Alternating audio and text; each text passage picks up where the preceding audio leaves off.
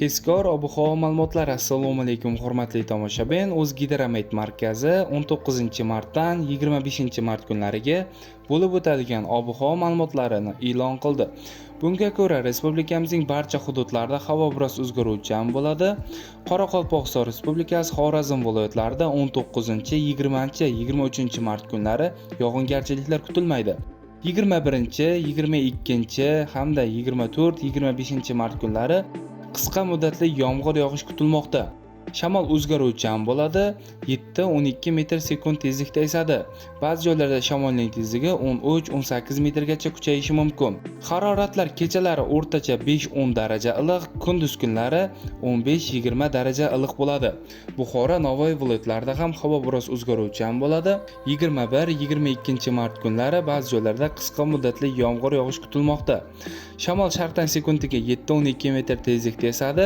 Haroratlar kechalari 5-10 daraja iliq, kunduz kunlari 17-22 daraja iliq bo'lib turadi. Toshkent, Samarqand, Jizzax, Sirdaryo viloyatlarida ham havo o'zgaruvchan bo'ladi. 20, 23, 24 mart kunlari yog'ingarchiliklar kutilmaydi.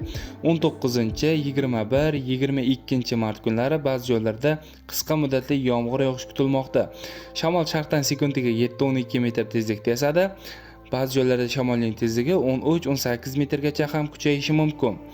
Haroratlar kechalari 5-10 daraja iliq, ba'zi joylarda 7-12 daraja iliq bo'ladi. Kunduz kunlari esa bu holat 15-20 daraja, 20-25 mart kunlari esa 17-22 darajagacha ko'tariladi. Qashqadaryo hamda Surxondaryo viloyatlarida ham havo biroz bulutli bo'ladi, ba'zi joylarda yomg'ir yog'adi. Faqatgina 20 mart kuni yog'ingarchiliklar kutilmaydi.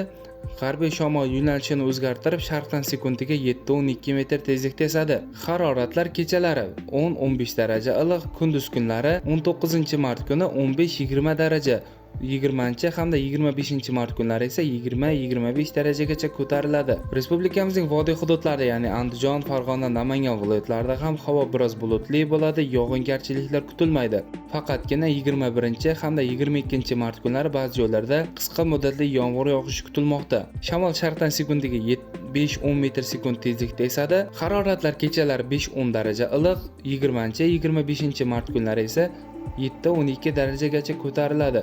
Kunduz kunlari esa bu holat 15-20 daraja, ba'zi joylarda 17-22 darajani tashkil etadi.